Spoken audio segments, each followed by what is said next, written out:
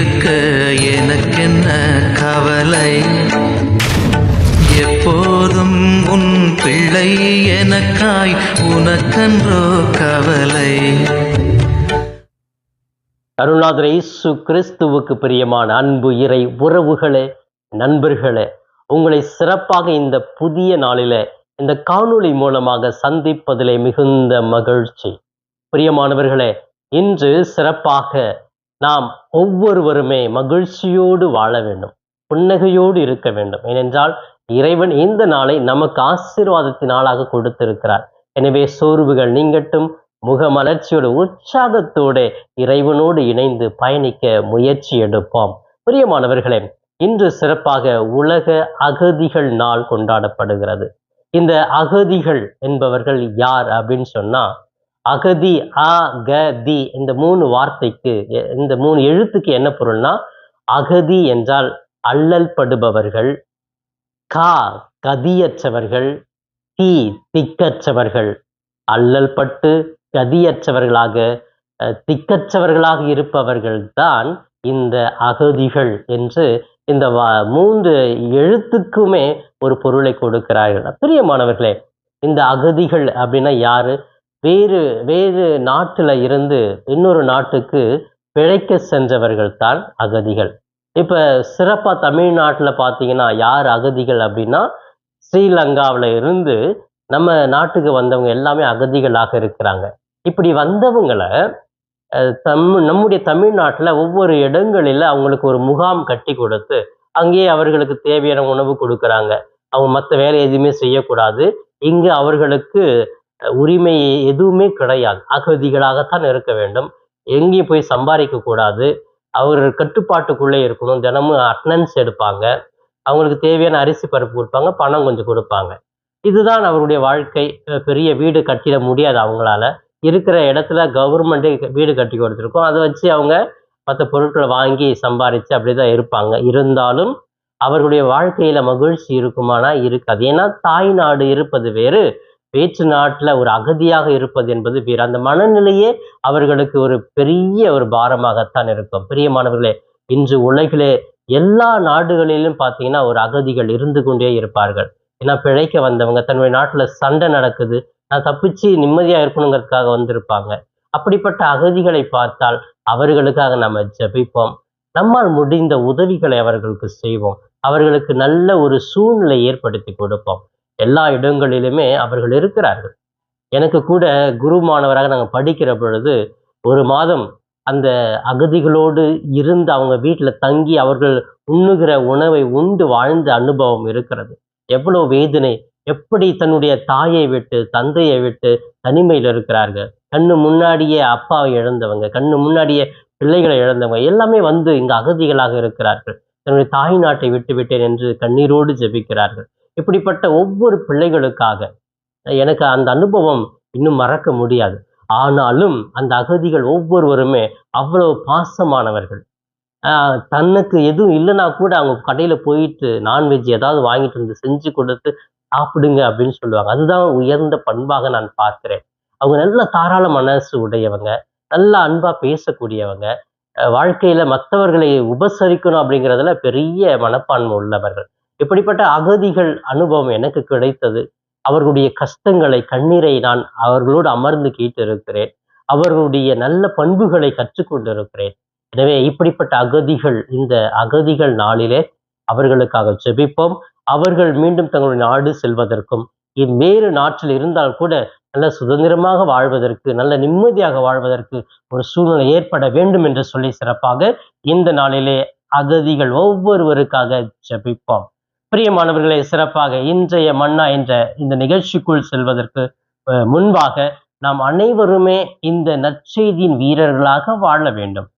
இந்த இறைமகன் இயேசு கிறிஸ்து கொடுக்கிற ஒவ்வொரு நற்செய்தியுமே நம்முடைய வாழ்க்கையில் ஒரு புதிய வித்தியாசத்தை கொடுக்க வேண்டும், புதிய மறுமலர்ச்சியை உருவாக்க வேண்டும்.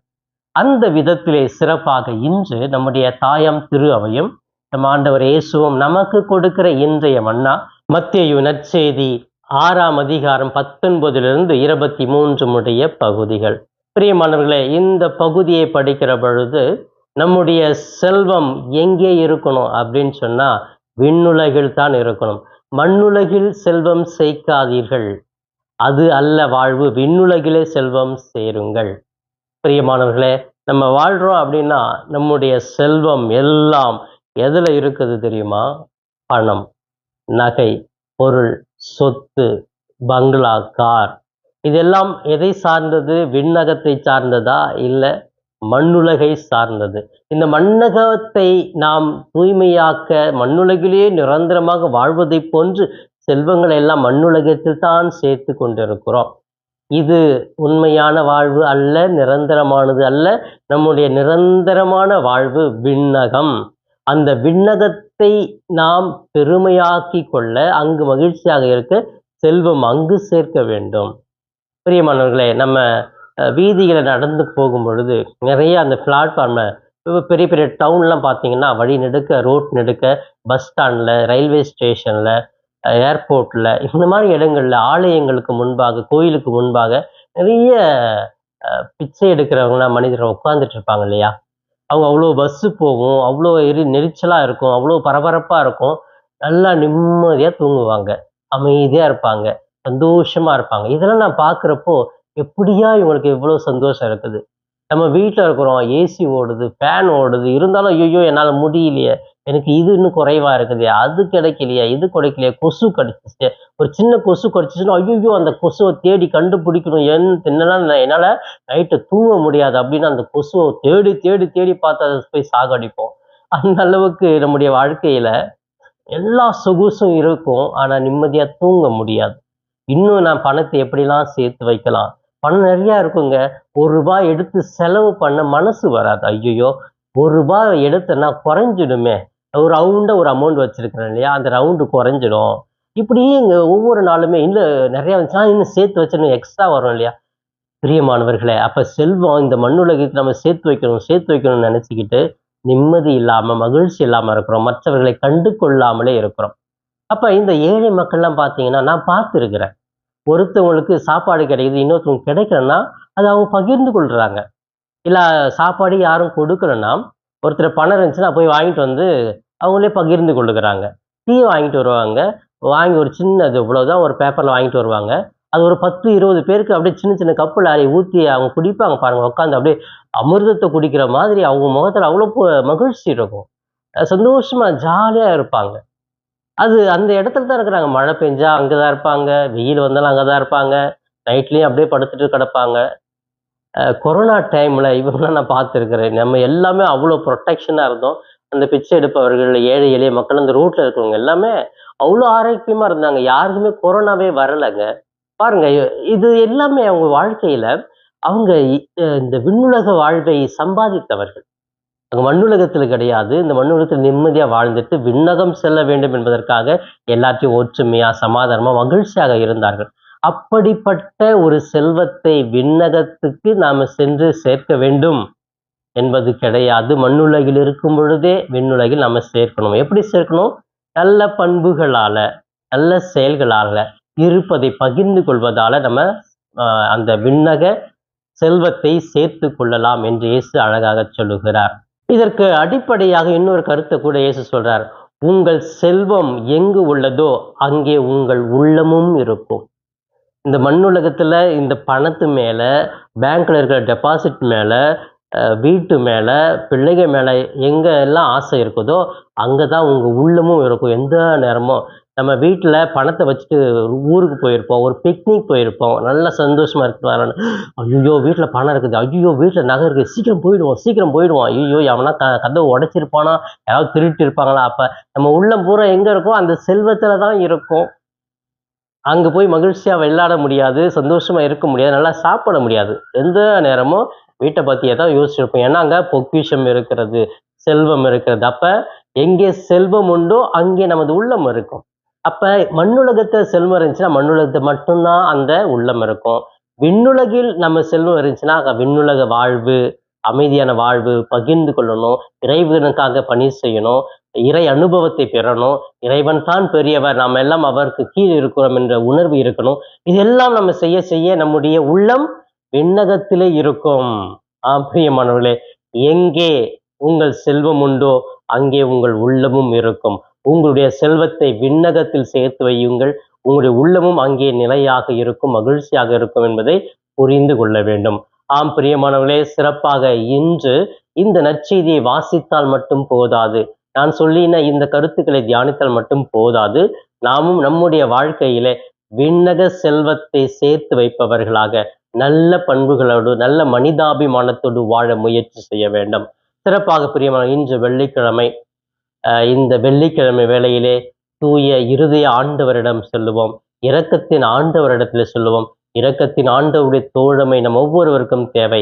இந்த பக்தி முயற்சியிலே மூழ்கி இருப்போம். சிறப்பாக இந்த மாதத்திலே நம்முடைய திரு இருதய ஆண்டவருடைய படங்கள் இருந்தால் அதை ஸ்தாபனம் செய்யலாம், அல்லது அதை புதுப்பிக்கிற ஒரு பணியை செய்து நமது இல்லத்தில் வீட்டிலே அந்த திரு இருதய ஆண்டவருடைய படம் இருக்க வேண்டும்.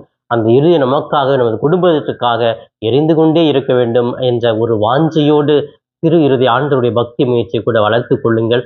இறைவன் உங்களுக்கு ஒவ்வொரு நாளும் துணையாக இருந்து உங்களை வழிநடத்துவார், ஆசீர்வதிப்பார். இப்பொழுது என்னோடு கண்களை மூடி ஜெபிக்கலாமே. எங்களை நேசிக்கும் எங்கள் தாயும் தந்தையுமான இறைவா, இதோ இந்த புதிய நாளுக்காக நன்றி கூறுகிறோம். இந்த நாள் முழுவதும் நாங்கள் உம்முடைய பிள்ளைகளாக நல்ல பண்புகளோடு வாழ ஆற்றல் கொடுப்பீராக. நாங்கள் எங்கு சென்றாலும் தூய பரிசுத்த ஆவியானவர் எங்கள் துணையாக இருக்கட்டும். அன்பு இயேசுவே, சிறப்பாக இந்த நாள் முழுவதும் உமது பிள்ளைகள் எடுக்கிற ஒவ்வொரு முயற்சிகளையும் ஆசீர்வதியும். உடல் உள்ள ஆரோக்கியத்தோடு மன மகிழ்வோடு நிரந்தரமான தேவைகளை எல்லாம் அவர்கள் பெற்றுக்கொண்டு சிறப்பாக தங்களுடைய செல்வங்களை மண்ணுலகில் அல்ல விண்ணுலகில் சேர்த்து வைக்க நல்ல பண்புகளோடு மனிதர்களோடு நெருக்கமாக மகிழ்ச்சியோடு வாழ நல்ல மனப்பான்மை ஏற்படுத்தி கொடுப்பீராக. இன்று அவர்கள் எங்கு சென்றாலும் சரி, எந்த பணிகள் செய்தாலும் சரி, அதில் எல்லாம் அவர்கள் வெற்றியை காண கிருபை செய்யும் ஆண்டவரே. இன்னும் உடல் வியாதியில் இருப்பவர்கள், கடன் பிரச்சனையில் இருப்பவர்கள், இன்னும் குழந்தை பாக்கியம் இல்லாமல் இருப்பவர்கள், திருமண தடையாக திருமணமாகாமல் இருப்பவர்கள், இன்னும் பல்வேறு ஊடகத்தின் மூலமாக, குடிப்பழக்கத்தின் மூலமாக, போதை மூலமாக அடிமையாக இருக்கிற ஒவ்வொருவருக்கும் விடுதலை கொடுத்து அவர்களுக்கு தேவையானது எல்லாம் கொடுத்து அவர்கள் வாழ்வில் மகிழ்ந்திருக்க கிருபை செய்வீராக. இவையெல்லாம் எங்கள் ஆண்டவரும் மீட்பெருமான இயேசுவின் இணையற்ற நாமத்தில் ஜெபிக்கிறேன் என் ஜீவனுள்ள நல்ல பிதாவே, ஆமேன், ஆமேன். பிரியமானவர்களே, இந்த நாள் இனிய நாளாக, இறை அருளை நிறைவாக நீங்கள் பெறும் நாளாக இருக்க நான் ஜெபிக்கிறேன். இயேசுவுக்கே புகழ், மரியே வாழ்க.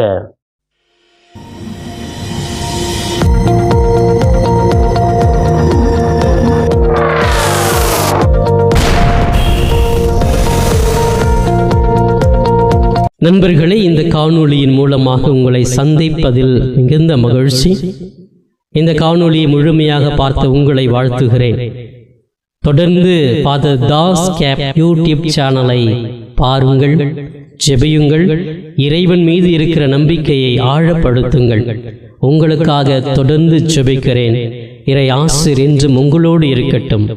இறைவனுடைய அமைதி உங்கள் உள்ளத்திலே குடிகொள்ளட்டும். உங்களுடைய குடும்பம் சமாதானத்தோடு வாழட்டும்.